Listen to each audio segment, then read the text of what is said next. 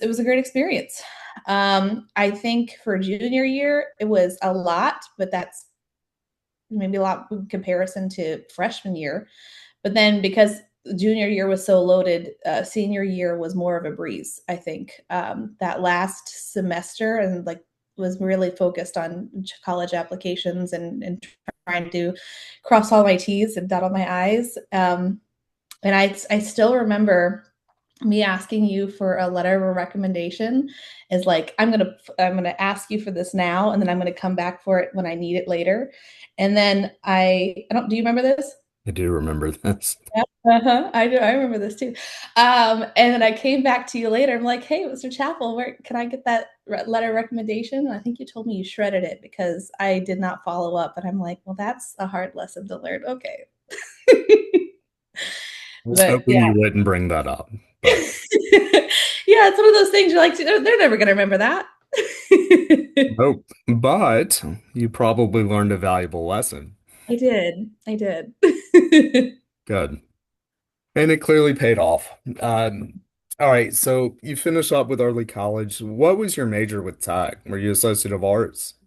Yeah, it was the general transfer degree.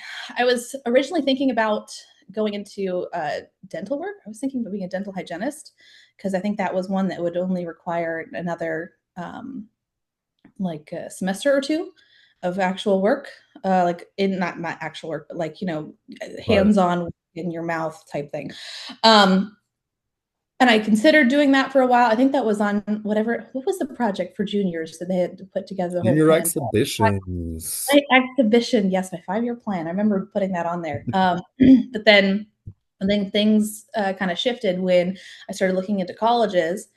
Because I was still, even though like I was working really hard, I was still afraid that like I may not get the scholarships I needed to attend a 4-year university. But with all the work that I put in junior year and the beginning of my senior year, I had just enough to cover everything fully for coastal. So I made the switch to business, which is what I wanted to do. Was get my business management degree, and I ended up choosing coastal, and I got a dual major in human resources and organizational leadership with a minor in international business. And I went on like 3 study abroad trips. And I did all that because I stayed at Coastal for 4 years. I probably could have done it in 3, but instead of like overloading my classes, I wanted to fill it with experience and doing things like the Kobe program, which was junior consulting and doing a lot of on-campus work and internships. So I was able to really maximize the most of the next 4 years because I gave myself a little space with what I had from ECHS. No, I love that. And we've had a lot of students kind of have that kind of success, that kind of experience. Let's Mhm. backtrack just a little bit. When I say you're an exceptional student, I mean you are like top 5% probably all time of early college people.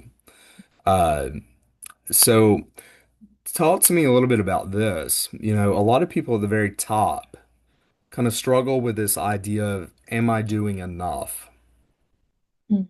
What advice do you give them as they continue to kind of matriculate through this process? Because obviously they are doing enough work. It's of the highest quality. What Mm. advice do you give them to help them kind of get over that hump of you are doing enough, you are worthy, you are who you are? Mhm. What advice do you give them? I was thinking there was like a time in between sophomore year and junior year, and so much is coming back to me as I'm talking to you. I think it's just crazy. But there was it was like a summer opportunity, and there was like one for political science you would talk to me about. There was another for a business opportunity at USC, and then there was another thing that was more community based, leadership led, and they were all going around the same week. And I applied for all of them, and I was like, I can do them all. And I don't think I ended up doing any of them, and for scheduling reasons. And I felt like, oh shoot, like that would have been so great. I could have added that to this list, and I could have added this to my high school resume. And if I only had this to show, um, then that will make the difference if I can get the BE squared or whatever scholarship it is that I needed. And I found that when I actually got to the table and talked to, I had an interview with this for a specific scholarship. I came there, I had my binder, I had everything put together, and I could show the track record for what I did from, day one to the current day. I was able to demonstrate that like I'm a learner. I'm someone who's committed. I can make this happen. I know how I work best, and this is the things I want to accomplish. If you can demonstrate that you have that, you can take that initiative and you can do those things. That is more valuable in high school and college, in life, and in your professional career than your list of accomplishments, because it's that's making you different. That's what sets you apart, is your ability and willingness to learn and adapt. Love it. Love it. All right, so you go to Coastal. Coastal, I assume, gave you lots and lots of money. Uh, and it's convenient and it's close, right across the street from us. And I like the fact that you didn't rush through it. You know, for a lot of people, it's like, all right, hurry up and grow up. But I mean, you're 18, and when you get over there to Coastal, you're already technically a junior. Mhm. And if you have the ability to do it, why not draw it out? You know, you mentioned study abroad. Uh, I have no clue where you went. Where'd you go? Okay, so the first time I went abroad, I went to, it was called Castles to Corporations, and I studied in England, Ireland, and Scotland. And it was really, really cool. We got to stay in this Harlexton Manor and do classes, and we even they added on some like extra stuff of like etiquette dinners taught by some kind of royalty that I forget now. And that was really cool. Like that was a great experience, and I got to do that as part of like my capstone. I did another study abroad that I like the first one so much, and I was working with a junior consulting firm on campus, and I was like, I can put this together. So I created a opportunity to go to Spain and have all the undergraduate students present a project that they had worked on to some Spanish business people. And I was like, well, I'm organizing this trip. I need to come and see it how it goes. Hmm. And so I did that one. So that was a week in Spain. That was a lot of fun. And that was I got to do a lot of networking there, which was amazing. And then I think actually, you know what? Take that back. My first one was, I can't believe I forgot my first one. My first one was when I went to Beijing. So I studied in Beijing for a month on learning operations in general. And so I got to like go into different businesses in China and see how they run things differently there and sit in class with Chinese students. It was amazing and eye opening. Like, I think going to China was was like, okay, I gotta be like traveling like this all the time. This is what I want to do. And that's when I added on my international business minor, because I was like very involved in that. And even the work I do now has a lot of international business elements to it. Like I talk with suppliers in Dominican Republic, I talk with suppliers in the UK. Like there's a lot of, we're very globalized economy, and so that's going to become even more ingrained than it is now. So it just was super helpful to get experience in traveling, experience professionally.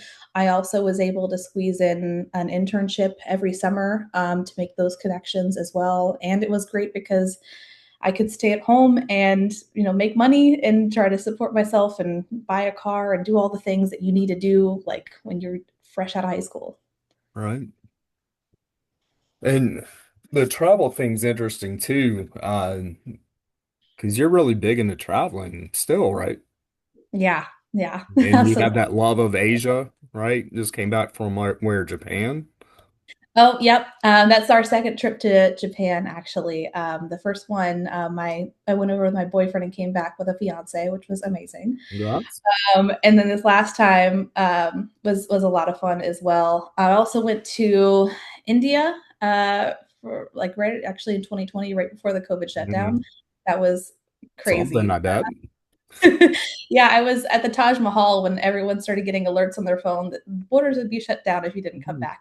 oh, all right, I gotta Time to have one. go. But yeah, it's just been incredible to step outside of Myrtle Beach, and experience the world, meet new people, experience new foods and cultures.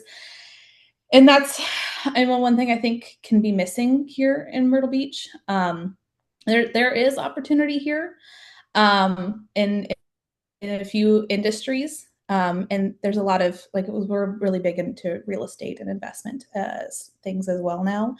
Um, but for us corporate job wise, it can be difficult. So I work remote and try to travel when I can and take advantage of the low cost of living here so I can save up and visit and do the things that I like to do. Love it. Absolutely love it. Jesse, I'm gonna get you out of here on this question. I promised you it was 15 minutes, and here we are, closing in on half an hour. Oh, oops. All good. Always good to connect. Uh, all right, so we're closing out the class of 2026. Hard to believe because you are 2014. Class of 2026. What advice do you have for them? For the graduating class, oh, or the incoming class. How does this work again? Graduating class. Okay. um, my advice would be to try everything and anything. This is such an early stage in your life, and you will have your future figured out 20 different times till Sunday. So go ahead and get involved with whatever you can, meet as many people as you can. That is where connection and growth happens. um, and don't be so hard on yourself. Just take every day for what it is and find something new to learn, and you'll get there wherever that place is. That's very general, but that's what I have to say. I remember that Hopefully. advice very like vague. Well, you got to keep it simple because they're graduating and they already know everything. So, That's true. I knew so much when I so was much. that age, and I feel like I know less. All Um, right. but yeah. All right. Well, Jessie Dumas Alston, class 2014, I thank you. If you'll hang on the call for 2 seconds after we stop the recording, I would appreciate it. But Yeah, thank you.